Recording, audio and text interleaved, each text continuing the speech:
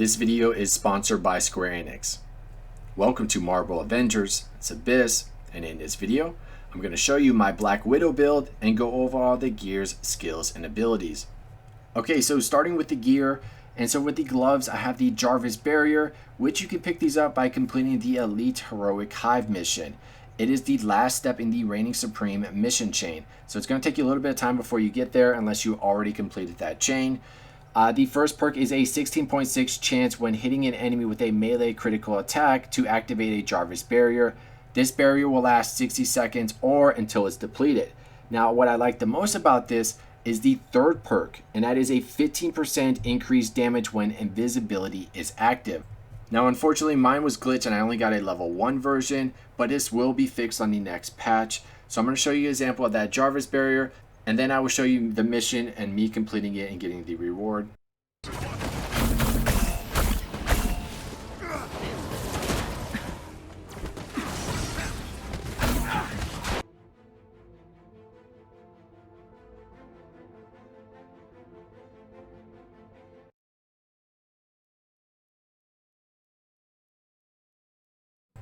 Moving on to the next piece of gear. Now this is a random piece of gear that I got while I was farming for the other pieces, but the first perk on this list is the most important one, and that is a 19.8 chance weak point attacks grant a damage buff. This is a 12-second buff. Now the second and third perk are going to be random, but I'm going to show you a quick example of before the buff and then after the buff.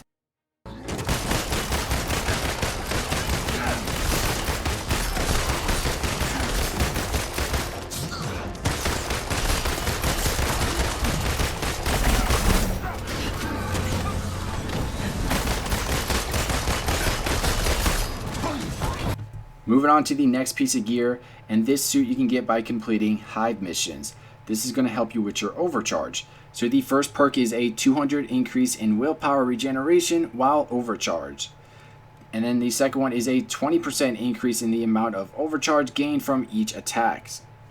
And the third one is a 15% reduction in the rate at which the energy is depleted while overcharged. Moving on to the next piece of gear, and this is called the Red Room, and you can get this as a reward when you complete vault missions. The first perk is a guaranteed chance of landing a critical hit when attacking an enemy from behind while invisible. The second perk is a 15% increased damage while invisibility is active. And the third perk is increase the duration of invisibility by 3 seconds. Hands down, this is the best piece of gear that she has. Once you find one at 130, I definitely recommend fully upgrading it. Okay, so with the artifacts, this is your opportunity to switch it around for either increase your range rating or your melee rating. She could be either or. Now, I prefer her as the range rating, so when I'm using the guns, I will be hitting the hardest. But let's show you, for example, if I want to switch it around for melee, I'm just going to switch a couple of the artifacts around real quick. And there you go. My melee rating is almost 2000, but my range rating is a little bit lower. So now I'll be built more for melee. But personally, I tried both and I prefer using the guns and everything like that. I'm gonna switch it back real quick, and then I'm gonna show you a quick example of why I like it and how much damage you can do with your weapons.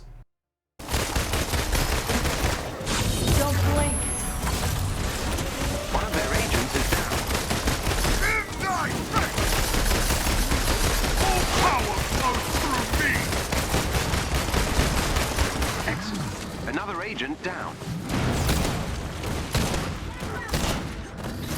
Another enemy defeated.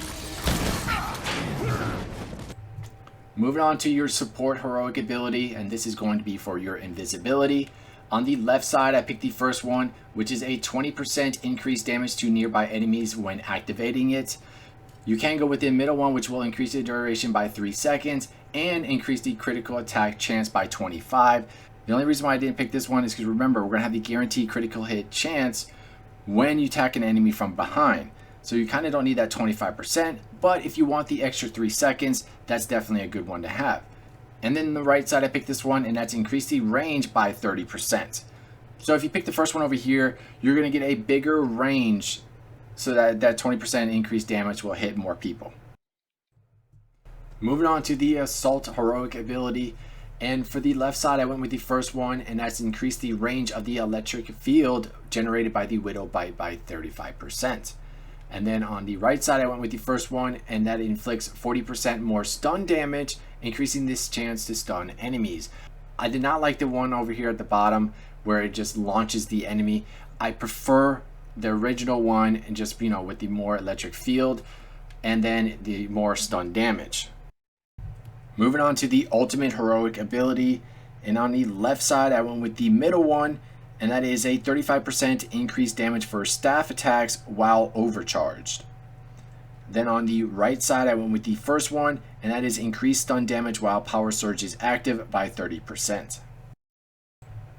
Moving on to the overcharge ability, and on the left I went with the first one, and that is increased the critical attack damage while overcharged by 15%. And then in the middle I went with the top one, and all attacks increase the charge rate by 15%. I ignored the one in the middle because I went with the bottom one on the right, and that is increase the rate at which the heroic energy recharges while overcharged by 15%. Here's a quick example of how fast you can overcharge. Hostile neutralized.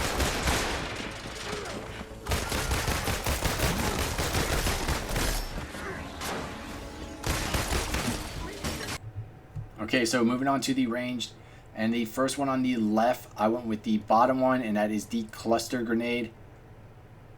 The one on the middle, these are the 3 different elementals, so you can just pick whatever one you prefer. And then the one on the right, I went with the extended magazines. I figured this is better to have more ammunition. Okay, so moving on to invisibility. So for the left side, I went with the middle one, and that is increased range attack damage while invisible by 12%. The one in the middle, I went with the top one, and that is extend the invisibility by 2 seconds. And then the one on the right, I went with the top one, and that is increased critical attack damage while invisible by 15%.